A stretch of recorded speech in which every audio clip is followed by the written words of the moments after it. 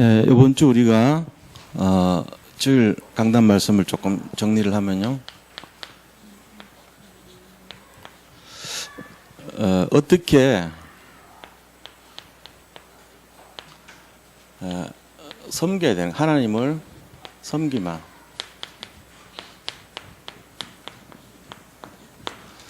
하나님을 어떻게 섬기는가에 대한 그런 내용이죠. 그래서 우선은 우리 자신들이 거룩한 산 제사로 영적인 예배를 드리라 그랬어요.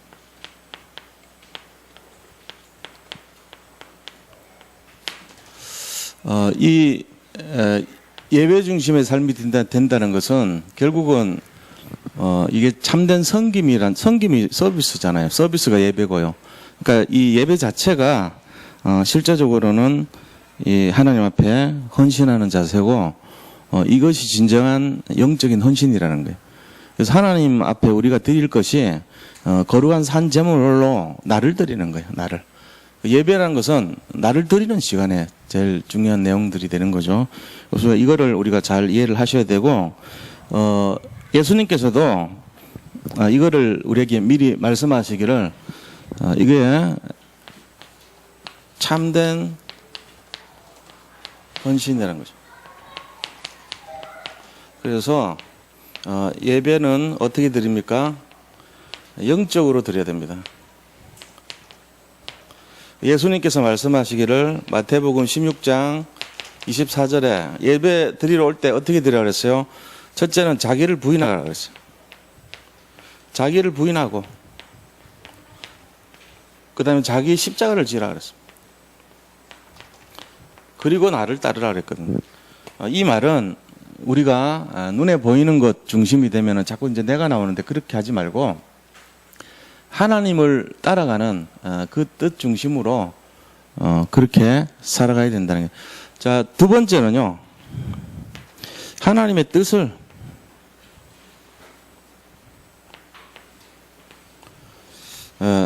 준행하는 그런 자세로 이걸 통해서 섬겨야 된다는 거죠. 그래서 제일 중요한 게 이 하나님 뜻을요.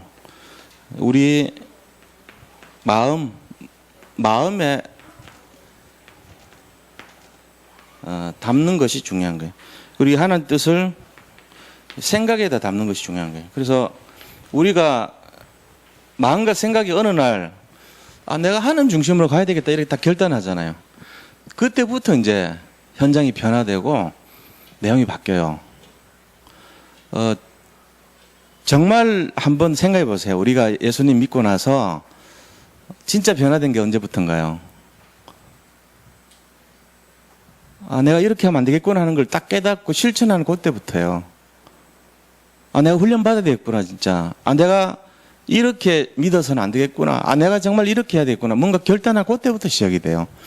그 전까지는 이제 조금 어떤 면에서는 종교의 모습이 다 있습니다. 우리 속에. 그러니까 이 종교 색깔을 벗게 하는 것이 하나님이 자기를 부인하고 이 말이에요. 자기를 부인하라는 말은 종교로 빠지지 말라는 얘기거든요. 복음을 주셨는데 복음을 받은 사람들은 자기를 뛰어넘은 초월하는 사람이에요. 근데 우리는 자꾸 자기에 집착해요. 자기 자신에 대해서. 자기의 이름, 명예, 자존심, 그 다음에 자기의 유익, 그리고 자기가 어떤 성공하고 자기가 뭔가를 얻어야 되는 이해관계 입장에서 신앙생활을 하거든요. 그러니까 전부 나라는 것이 다 관여가 안 되면은 움직이지도 않아요.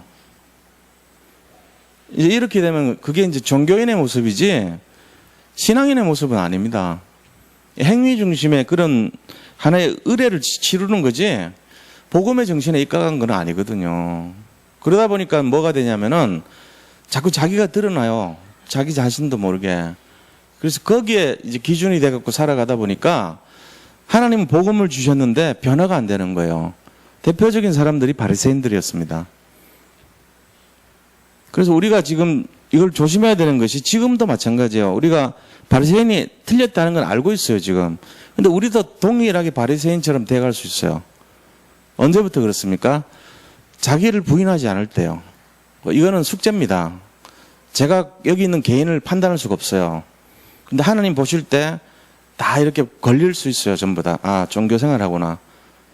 당신은 종교인이구나. 아, 복음 아니구나. 이게 다 드러납니다. 저는 말을 안 하지만요. 그리스도 앞에서 다 드러나요. 내가 무엇이 갖춰지건 있건 없건 그런 거 관계없어요. 진짜로 내 마음속에 내가 복음을 사랑하고 중심을 말하는 거예요. 그게 되냐 안 되냐는 거거든요. 이거를 잘 생각해 봐야 돼요. 예수님 쭉 말씀하셨잖아요. 자기를 부인하고 십자가 지고 따라와라. 이걸 여기서 답을 얻지 못하면요. 진짜 잘못하면 종교인 돼버립니다. 종교인 되면 뭐 하는지 아세요? 억울하게 됩니다. 나중에. 지금은 잘 모르시죠. 나중에 보면 무지하게 억울한 일 당해요. 그래서 하는 말이에요.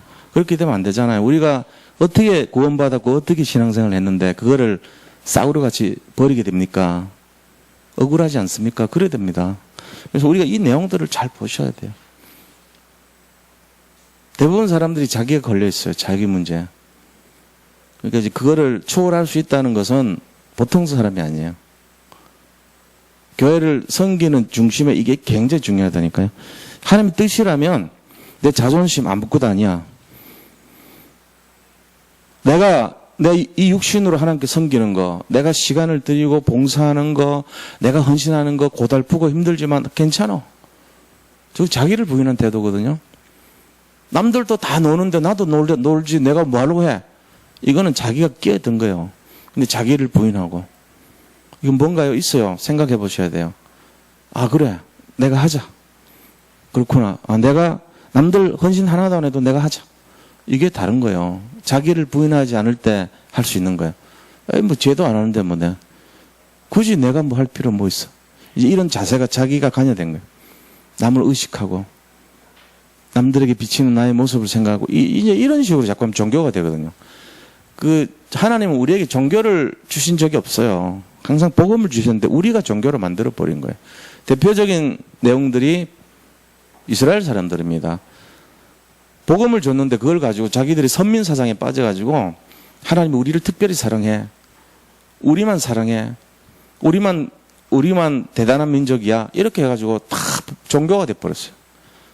그러니까 이제 비참하게 되죠. 포로, 노예, 속국, 디아스포라로 다 흩어지고 다 그렇게 되죠. 근데도 아무 생각이 없는 거야. 그러니까 우리가 지금 이 시간표가 예배드리는 분들의 중심은 너무 귀합니다. 그런데 내가 진짜 종교를 갖고 생활하느냐, 복음을 갖고 생활하는가 잘 보셔야 돼요.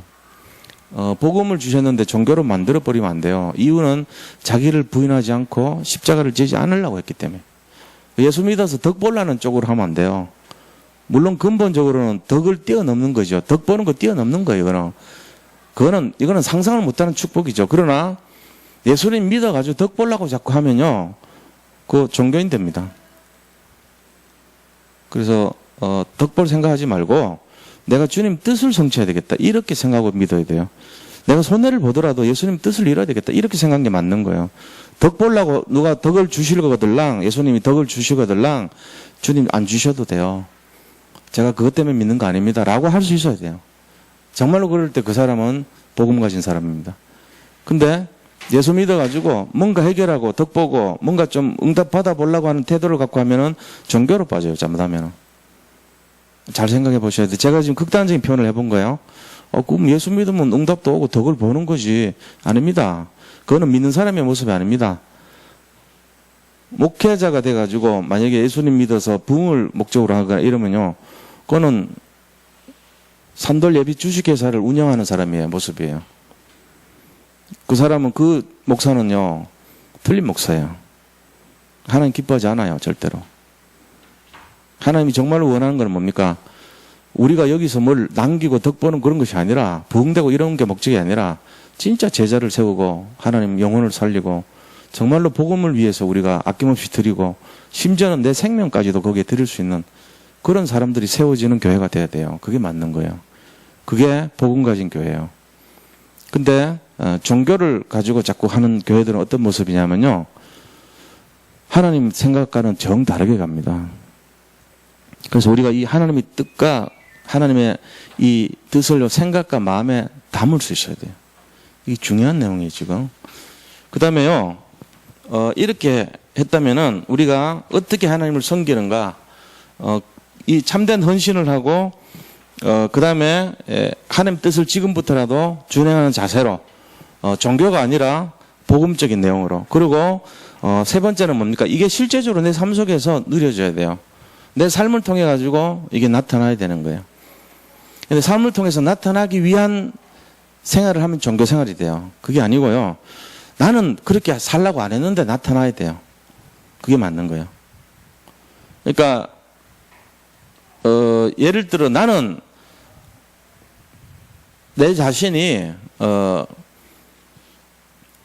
너무 막 이렇게 땀이 많이 나고 막 좋지 않은 그런 막 악취가 풍기고 그럴 수 있잖아요. 우리가 여름철 되면. 근데 거기다가 향수를 뿌려요. 왜요? 인위적으로 좋게 냄새를 내게 하려고. 그런데 사람들은 희한하게 뭐를 느끼냐면은 좋은 냄새를 느낀 게 아니고 악취 플러스 향수한 냄새를 느껴요. 무슨 얘기인지 알아들으세요? 내 몸에서 나는 근본 땀 냄새와 아주 이 오래된 그 묵은 냄새들에다가 억지로 향수를 집어넣은 종교를 느낀다고. 그래가지고 더 머리 아파합니다. 안 갈라 그래요, 더. 그런데 진짜 삶 속에서 내가 어떤 의도를 가지고 향수를 안 뿌려도 내가 정말로 복음을 누리면요, 나에게서 향기가 나오는 거예요. 어린아이들 몸에서 전 냄새가 나듯이 담배 많이 피운 사람들 아무리 씻어도 옆에 가면은 담배 냄새 나요. 술 많이 드신 분들요, 아무리 뭐 양치질라고 몰래도요, 알코올 냄새가 근처 가면 나와요. 이런 상태를 말하는 거예요. 제가 말한 거. 평상시에 늘 내가 복음을 누려서 나에게서 내가 인위적으로 가공을 해가지고 향수를 치고 내가 인위적으로 해서 만들어낸 이미지가 아니라 내가 평상시에 행동하는 그 자체가 향기고 그 자체가 편지고 그 자체가 하나님의 대사가 되는 이 모습이 돼야 되는, 그게 맞는 거라는 거예요. 가공하면 틀린 거예요, 이미. 그 내 자체 사는 모습이 그대로 나와야 돼요. 거기서 은혜가 되고 감동이 일어나요. 근데 지금 대부분 그렇지 않습니다. 그런 모습을 못 느낍니다. 그게 진짜라면은 이 세상이 이렇게 됐겠습니까? 변화가 되지. 안 되거든요. 그게 뭐냐면 바리새인이에요. 향수 치워가지고 땀 냄새는 그대로 있는데 그게 바리새인의 모습이에요. 그렇게 되면 안 된다니까. 자, 이건 삶 속에서의 우리의 모습이라는 건 삶 속에서 정말로 이 하나님의 섬김, 삶 속에서 이거를 나타내야 되는 거예요. 어떤 거겠어요? 성실함, 충성됨, 그 다음에 형제를 사랑하고, 그 다음에 겸손한 거, 그 다음에 중심을 가지고 섬기는 것. 이런 태도예요. 진짜 겸손하게 섬기고요. 그 다음에 성실함으로 지체의식을 가지고 교회를 다 이렇게 섬기는 마음으로. 그리고는 뭡니까? 충성된 자세로 아무리 일을 하더라도 짜증낸 게 아니고 즐거운 마음으로 하고, 그리고 형제를 사랑하고 우애하는 마음으로, 그 다음에 중심을 가지고 자기가 먼저 솔선수범하고 먼저 하고 이런 태도를 가지고 하라고 돼 있죠. 그 다음에 1절부터는 형제를 용서하고 원수를 사랑하라 그랬어요. 이게 어려워요. 원수를 사랑하라. 그때 당시 율법은요, 돌에는 돌, 이에는 이, 눈에는 눈이에요. 눈을 하나 남을 상하게 만들면 자기 눈을 빼줘야 됐어요. 이빨을 부러뜨리면요, 자기 이빨을 뽑아내야 돼요. 그때 당시 법이 그래요. 더 심한 경우는 뭐냐면은 소를 한 마리 도둑질 하잖아요. 그럼 이 사람이 죄가 없어지려면 소를 4마리를 갚아야 돼요. 율법은 그렇게 됐어요. 그런데 예수님은 뭐라 그랬습니까? 원수를 사랑해 주라 그랬어요. 그를 위하여 오히려 축복을 빌어주라. 그게 진짜 섬기는 거래요. 우리의 법과는 다르죠. 우리는 그렇게 살지 않잖아요. 그러니까 예수님은 이런 자세로 하라고 그렇게 얘기했습니다. 그러니까 우리가 이걸 좀 생각해 봐야 되죠. 종교로 빠지면 안 돼요. 진짜 복음 가진 사람의 모습으로 살아야 됩니다. 자, 그럼 오늘 본문의 내용은 뭐냐? 예수님께서 지난번에 이 초막절에요. 초막절에 하는 이 행사가 있습니다. 초막절. 두 가지 행사를 해요. 초막절에 하는 첫 번째 행사는 어떤 거냐면은 초막절에서 모리바위 반석에서 물을 주신 거 기념해가지고 실로암 이 샘물가에서 물을 길러요. 이 물을 길어서 이 물을 번제단에다가 붓는 거예요. 사람들이 전부 실로암에서 이렇게 제일 앞에 제사장이 먼저 푸고 그거 번제단 붓고 이걸 이제 먼저 행사를 해요. 두 번째 행사는요, 이 촛불 연등 행사예요. 촛불 연등 있잖아요. 그런 식으로 이 등을 피우는 등불이죠. 연등이라기보다는 연꽃 등불이 아니고 그냥 등불이죠. 자, 촛불을 켜는 등불 행사인데 이건 어떤 거냐면은 성전 뜰이 있잖아요. 성전 뜰이 있으면 거기다가 촛대를 큰 걸 4개를 세웁니다. 그래가지고 그 4개에다가 4개의 촛대에다가 불을 붙여요. 예를 들면 막 그냥 일반적인 조그만 촛대가 아니고 이만한 이런 촛대요. 큰 촛대에다가 이 불을 4군데를 붙여가지고 광야에서 불기둥으로 인도하신 것을 하나님께 찬양을 드리는 그 행사예요. 그래서 그때 바리새인, 서기관, 대제사장, 제사장, 그다음에 거기 있는 많은 지도자들에서 나와가지고 전부 춤을 춥니다. 주님이 우리를 광야에서 인도하셨다고 전부 이렇게 막 하면서 춤을 춰요. 그게 이제 두 가지 행사가 초막절 행사입니다. 이 초막절 행사할 때 예수님이 첫 번째 뭐라 했어요? 실로암에서 물 떠가지고 번제단 뿌리고 있을 때 예수님이 나타나더니 내가 주는 물은 영원히 목마르지 않는다 그러고 내 물은 생명수다. 내 물은 영원한 생명수다고 그렇게 얘기했죠. 생명의 물이라고 그랬어요. 이거는 생명의 물이라고 얘기했어요. 자, 여기서는요. 등불 행사하는데 거기 막 춤추고 있는데 나타난다니 예수님께서 내가 곧 빛이니 그래요. 생명의 빛이다 그랬어요. 듣는 사람들 기분 좋겠어요, 나쁘겠어요? 이게 말이지 젊은 청년 그들의 표현에 의하면 청년 한 놈이 나타나더니 새파란 게 나타나갖고 뭐 네가 빛이야? 네가 생명의 물이야 임마? 네가 하나님이야? 이런 이제 막 죽이려고 그러는 거죠. 그렇게 했다니까요, 예수님이. 그 장면입니다. 배경을 좀 아시는 게 좋아서 말씀드린 거예요. 자, 이때 12절 한번 보세요.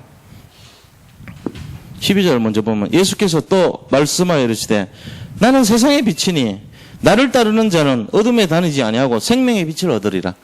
그게 청년이 하나 나타나더니 촛불에서 춤추고 있는데 거기가 어디라고? 대제사장 막 이런 사람들 막 영적인 지도자, 우리나라 말하면 대통령 막 이런 사람급이에요. 장관급 사람들이 모여서 춤추는데 거기 나타나더니 새파란 게 알지도 못하는 사람이 나타나서 내가 생명의 빛이니 나를 믿는 자는 이랬단 말이에요 지금. 우리가 생각해도 뭐 저런 게 있어 이렇게 할 거 아니에요. 우리 성경에 있으니까 아 예수님 말씀인가 이러지만 이게 그 당시로 돌아가면요 엄청난 짓을 한 거예요. 우리가 볼 때 우리가 아니고 그들의 입장에서는 저 뭐 저런 놈이 있냐 이렇게 나올 수밖에 없어요. 근데 그분이 하나님이신 것을 어떻게 알겠어요? 종교생활 해갖고 모른다니까요. 예수님에 대한 걸요 우리가 지금 안 믿고 있는지도 몰라요. 어쩌면은 여기 신앙생활에서 교회를 오지만 어쩌면은 진짜 예수님이 기록해 놓은 그 내용이 어느 정도로 우리가 그 의미를 알고 믿고 있겠냐 이거죠. 안 믿고 있는지도 몰라요. 뭐 성경 기록해 놨으니까 뭐 이런 수준 될지도 몰라요. 이 배경을 알고 읽으면요 다릅니다.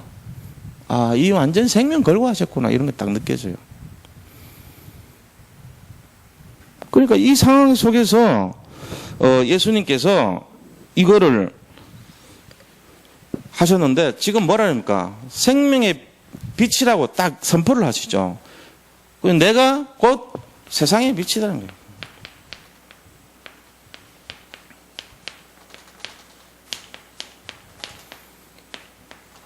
세상의 빛으로 오신 예수 그리스도입니다. 그래서 12절 앞에 부분요 전반부에 보면은 내가 곧 세상의 빛이니 그랬습니다.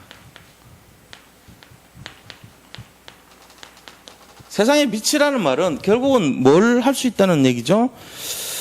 직접 예수님이 직접 선포하셨어요.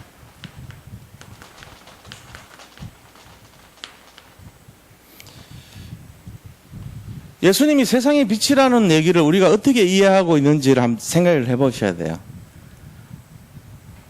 제가 한번 말씀을 드려보면 뭔가를 좀 생각해 볼 수 있어요. 예수님께서 세상의 빛이라는 말은 뭐죠?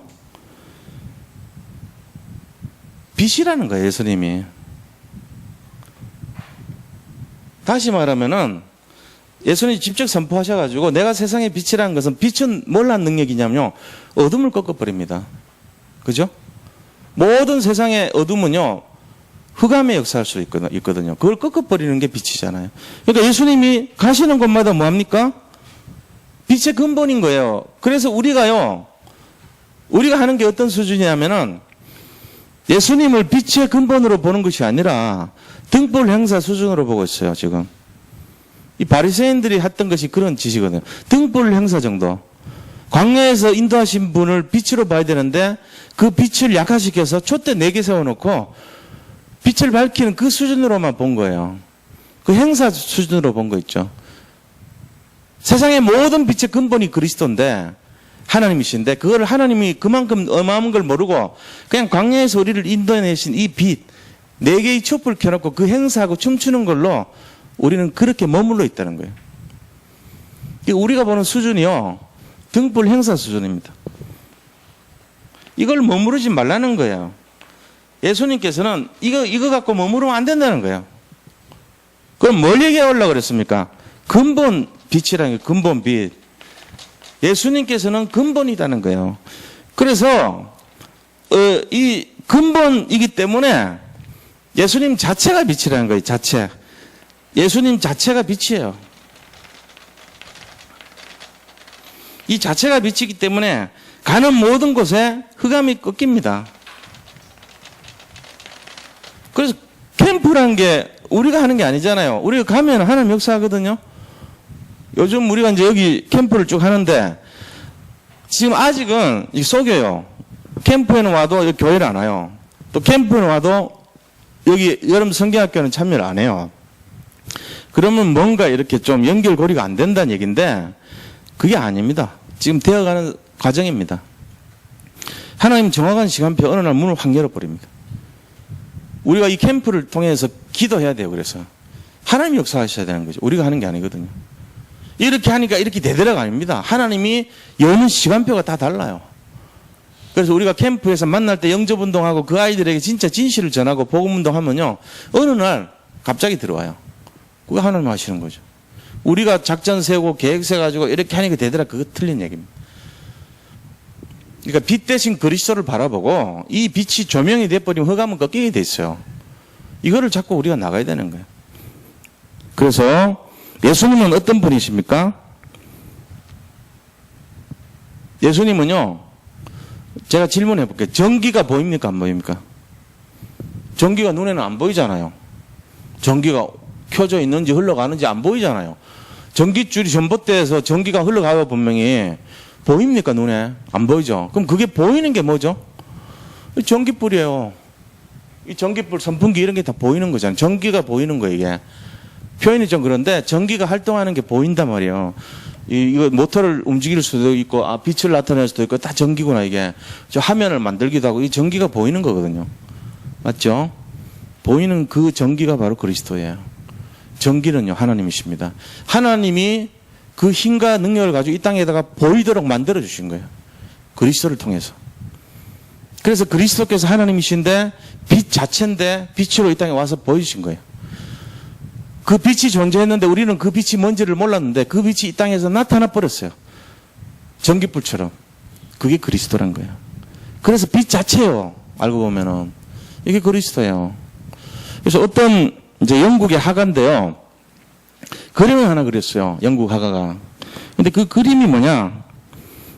이 화가가 이 핸드라는 화가 핸드라는 화가가 그림 하나 그렸는데 제목이 세계의 빛 이런 제목이에요.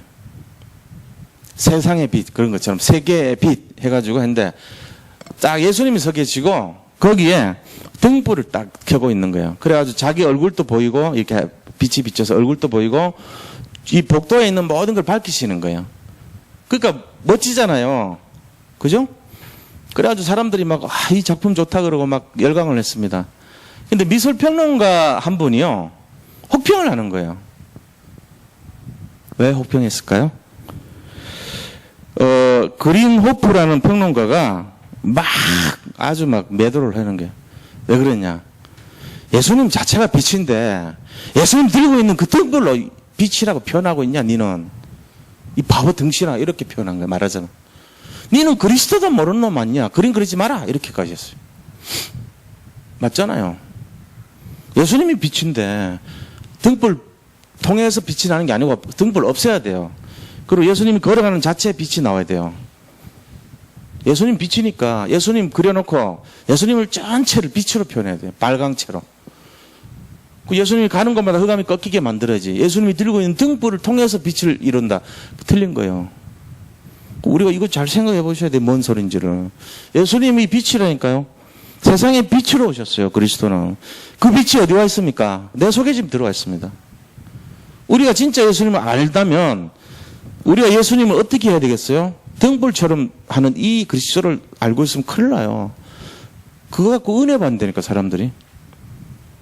지금 뭔가 우리가 종교생활하고 있는 거 아닙니까? 그리스도를 어떻게 알고 있습니까? 등불 행사의 주역으로 알고 있습니까? 그 수준으로 알고 있으면 안 돼요. 그 자체가 빛이에요. 예수님은. 100% 예수님은 빛인 거예요. 근데 우리가 생각할 때는 그 손에 들린 거 일부분이 빛이라고 생각하니까 문제가 전부 맨날 바리새인같이 종교생활하는 거예요. 틀린 신앙을 갖고 있어요. 어쩌면 안 믿는지도 모르는 모습이에요. 왜? 몰라가지고. 알았으면 그렇게 안 할 건데. 몰랐으니까. 우리가 여기서 빠져나와야 돼요. 예수님을 믿는다는 것은요, 근본을 잡고 있는 거예요, 우리가.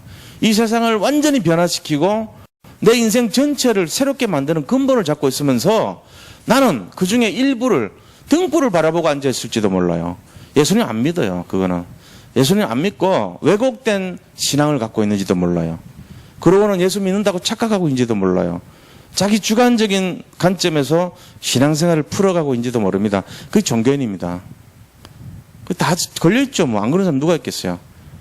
그리고 제가 얘기를 안 해요. 저도 마찬가지 부족하기 때문에. 그러나 우리를 하나님은 잘 알고 계십니다. 그럼 뭘 하십니까? 변화되기를 원하시죠. 우리 한 사람이 너무 귀하기 때문에. 우리 한 사람을 가지고 구스와 스바와 애굽으로 대신해서 샀기 때문에. 우리 한 사람 때문에 정말로 예수님께서 십자가에서 모든 걸 대속하셨기 때문에. 그래서 우리가 물 가운데로 지나도 침범치 않게 만드시고 불 가운데 지나더라도 타지 않도록 보호하시는 거거든요. 너무 존귀하기 때문에. 우리가 존귀하고 우리가 너무너무 귀하기 때문에. 그런데 우리는 그리스도를 몰라요. 그리스도를 뭘로 압니까? 부분적인 그리스도를 알고 있어요. 그리스도 자체가 빛인 걸 알고 그리스도 자체가 능력인 걸 안다면 일단은 지금처럼 신앙생활하면 안 됩니다. 우리가 이 정도 했는데 뭐 잘못됐습니까? 아니요. 지금처럼 하면 무조건 안 돼요. 어떻게 해야 되는데요? 올인하셔야 돼요. 이거는 그냥 대충 믿는 그런 수준이 되면 안 돼요. 여기 전적으로 들어가셔야 돼요. 안 그러면 전부 종교생활 합니다. 그 올인한 게 어떤 겁니까? 주님, 내가 생명 걸겠습니다. 이렇게 되면 돼요. 생을 걸어야 되죠. 빛 대신 그리스도 안에 들어가셔야 돼요. 내가 빛 속에 들어가셔야 돼요. 그게 맞는 거예요. 손전등 들고 그냥 비추는 그런 그리스도로 사용하면 안 돼요. 예수님 잠깐 오세요. 전등이라. 손전등. 잠깐 좀 힘든데 비춰.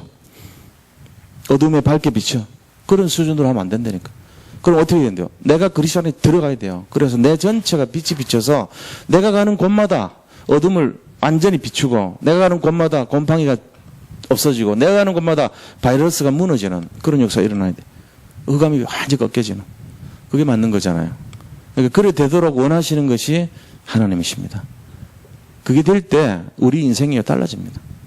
지금 모습하고는 완전 180도 바뀔 수도 있습니다. 우리가 뭘 잘못했는데요? 그게 아니고 한번 생각해 보시라고 제가 생각거리를 드리는 거예요. 자, 그래서요, 빛 자체가 그리스도라는 거예요. 그러면 이 두 번째로요, 이 생명의 빛을 받은 자는 어떤 사람이냐고요? 생명의 빛을 얻은 자.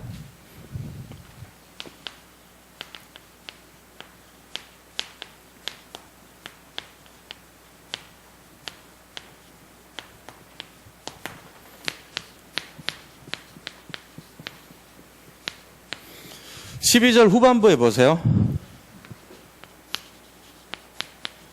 내가 세상의 빛이니 그래 놓고는요. 예수님께서 나는 세상의 빛이니 나를 따르는 자는 어둠에 다니지 아니하고 생명의 빛을 얻으리라 이랬습니다. 어둠에 다니지 않는다 그랬습니다. 생명 빛을 얻은 자는 첫째는요. 그리스도를 따르고요. 따르는 자예요. 그리고 두 번째는 뭐라고 되어 있냐면은 주님께서 어둠에 다니지 아니하고 생명의 빛을 얻는다 그랬어요.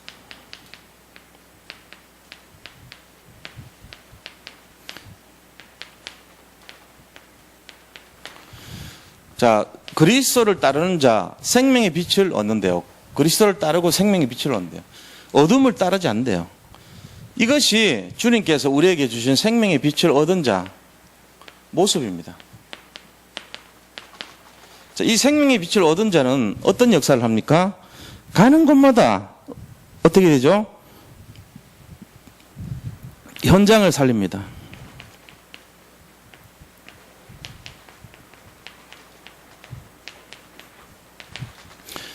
이 생명의 빛을 얻은 그 사람이 가는 곳마다 사람 살려요. 자꾸 현장을 살리게 됐어요. 그런데 이거 없는 사람은 특징이 뭐겠어요? 바리새인들이 했던 게 뭔지 아세요? 완전 율법. 그 다음에 완전히 현장을 죽입니다. 그 사람들이 했던 거는요, 결국은 사람들의 영혼을 죽이는 짓을 한 거예요. 살리는 적이 없어요. 단 한 번도.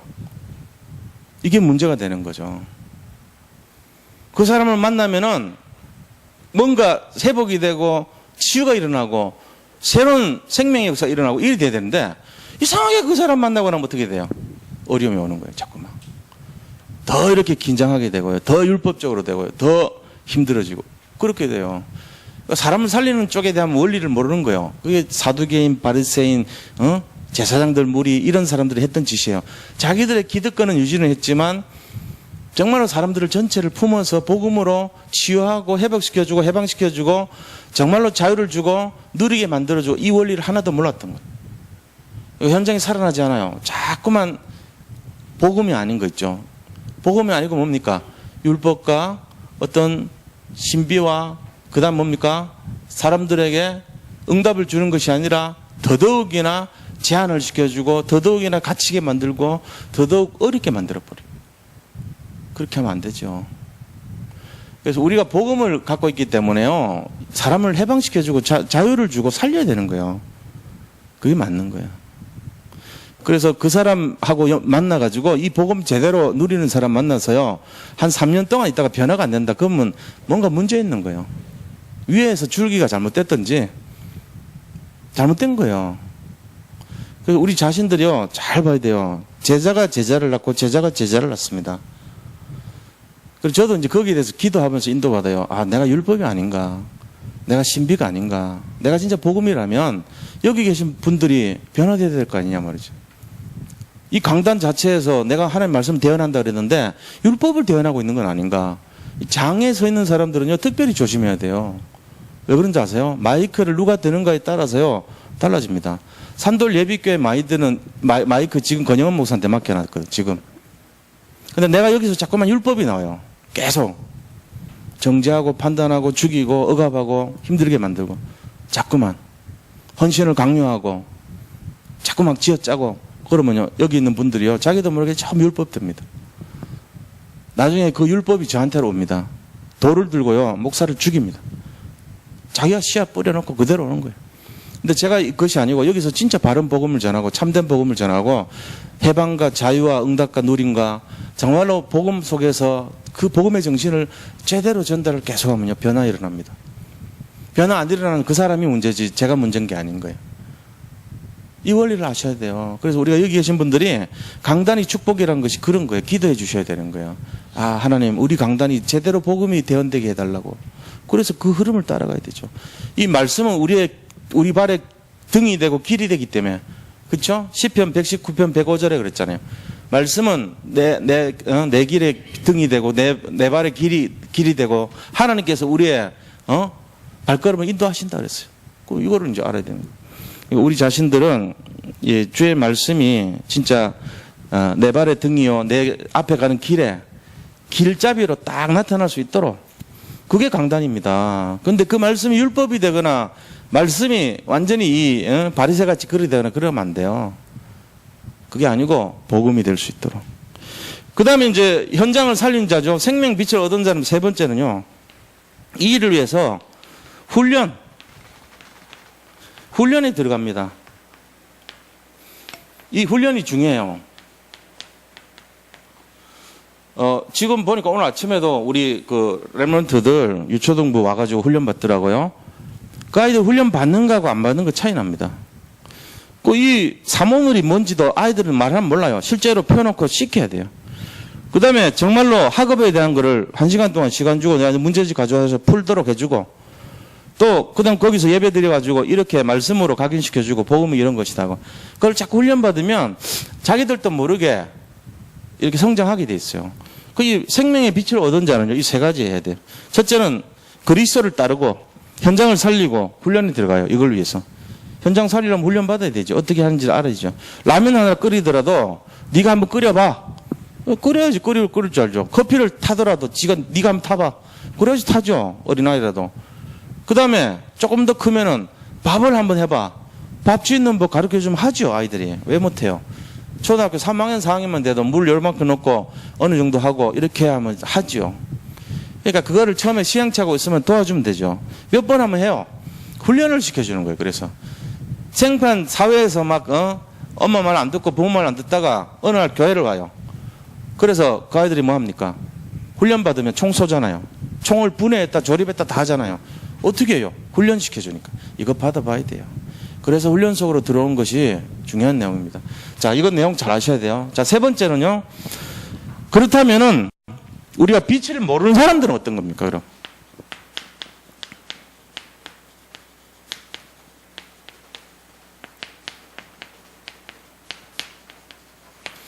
빛을 모르는 사람들은요. 오늘 13절에서 19절의 모습으로 살아갑니다.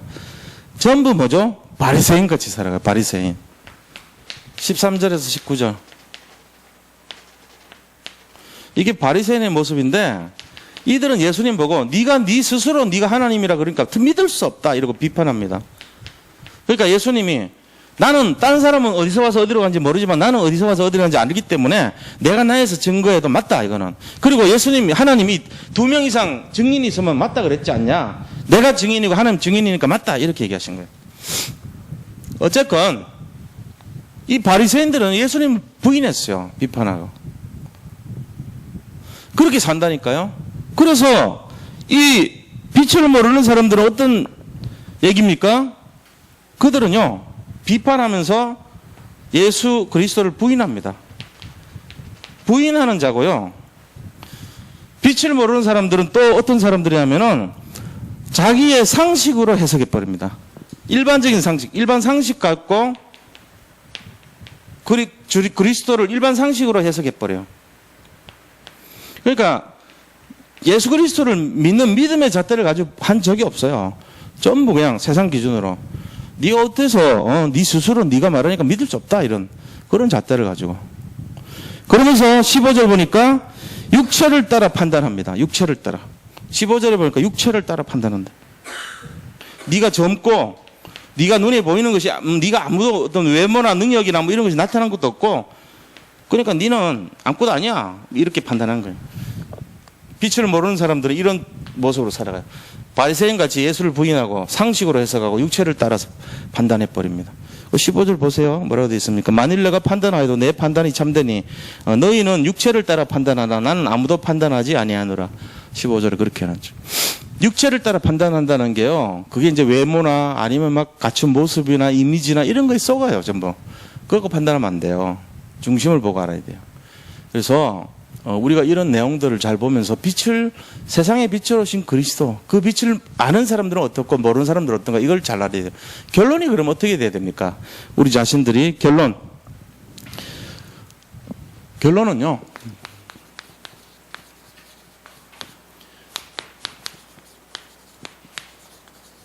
빛을 발하라 그랬어요. 이게 돼야 됩니다. 일어나 빛을 발하라 그랬어요. 이사야서 60장 1절에 만민에게 캄캄함이 이렇지만 우리는 일어나 빛을 발해야 돼요. 지금 이제는 시대가 만민에게 모든 흑암이 역사하는 시대가 됐습니다. 우리가 일어나서 빛을 발해야 됩니다. 우리는 그리스도인입니다. 그리스도인이라는 뜻이 뭔지 아세요? 그리스도의 새끼 이런 뜻이에요. 원래 그리스도인이라는 뜻이요. 그리스도의 자식, 그리스도의 새끼 이런 뜻이라니까요. 그럼 우리가 그리스도 안에 들어가 있다는 얘기잖아요. 우리가 빛이 돼버린 거예요. 빛 속에 쌓여있어요 우리가. 그런데 행동은 등불처럼 이렇게 깔짝깔짝 생각하고 있다니까. 그러니까 틀린 신앙생활을 하고 있는 거예요. 우리가 전체가 빛이에요. 근데 우리 모습은 필요할 때 이렇게 후레쉬 꺼내가지고 이거 요새 핸드폰 꺼내가지고 빛 쫙 비치는 그런 수준으로 예수님을 이해하니까 필요할 때만 빛을 발하는 수준이 되면 안 돼요. 전체가 발광체니까 발광체. 우리는 그 그리스도의 발광체 안에 들어가 있는 빛의 사명을 감당하는 사람들의 빛의 자녀. 그거를 잘 이해하셔야 됩니다. 그래서 이런 중심을 가지고 살아야 돼요. 그러면서 어떻게 됩니까? 우리가 가는 곳마다 현장을 어떻게 하라고요? 현장을 살리는 인생이 돼요.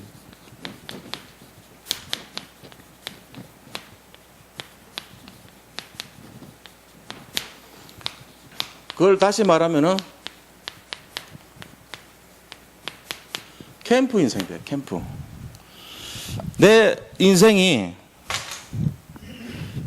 어느 날 딱 현장을 가면은 캠프가 쫙 일어나는 그 인생이 돼야 돼요. 내 인생 자체가 캠프가 돼야 돼요. 내가 캠프를 정해가지고 시간을 정해가 하는 거 아니고 내 인생 전체가 빛이기 때문에 내가 가는 곳마다 만나는 곳마다 일어나는 사건마다 문제마다 캠프 역사가 일어나야 돼요. 그게 맞는 거예요. 우리 이 내용으로 승리하시 바랍니다. 실제적인 응답이 일어나야 됩니다. 생각해 볼 것이 우리나라가 얼마나 무식하고 어느 정도 수준이냐. 우리나라 사람들 수준이. 기억나세요? 옛날에 나 신문 본 것 같아. 1996년도 얘기예요. 96년도에 우리나라 무궁화 위성 2호 발사시켰습니다. 미국에서요. 미국 그 공군 공항에서 발사했어요. 그래가지고 케이프 커네버럴이라고 하는 미국 공항인데 발사하기 전에 뭔지 아세요? 우리나라 카이스트나 이런 데 있던 항공 소속 과학자들이 그 사람들 다 박사들이에요. 고사 지냈어요. 그래가지고 발사는 성공했다니까 고사 잘 지내가지고. 근데 그 미국에 대서특별했습니다. 한국의 과학자들이 미국 와가지고 이런 짓 하더라 이러고. 얼마나 창피한 얘기입니까? 이게 그 중에 믿는 사람도 있어요. 예수 믿는 사람도 분명히 있어요. 이걸 보면서 나라의 대표자들이 가서 고사 지냈다. 귀신한테 제사 지냈어. 그것도 뭐 하는데요? 우주선 위성 발사하는데 거기 앞에 대놓고 절하고. 웃기죠? 그게 우리나라의 수준입니다, 지금. 삶하고 빛 대신 그리스도하고 전혀 관계없이 살아요. 그렇답니다. 이거를 우리가 잘 생각을 해봐야 돼요. 실제적인 현장에서 응답되는 것, 그것이 중요합니다. 그걸 중심으로 해보게 해야 돼요. 자, 오늘, 이제 구역 공과는, 오늘은 좀 생략할게요. 시간도 그렇고. 오늘 구역 모임도, 좀, 요번 한 주는 쉬는 걸로 그렇게 하겠습니다. 찬송을 하나 드리고, 헌금을 드리도록 하겠습니다. 354장 찬송 드립니다.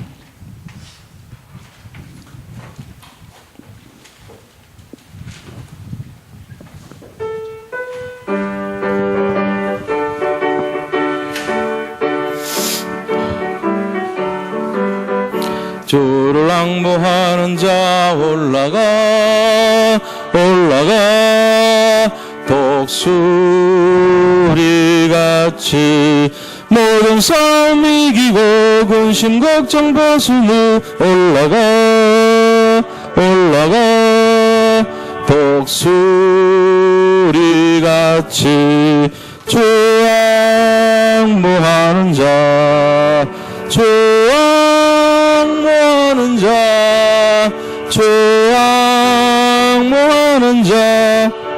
늘 강건하리라.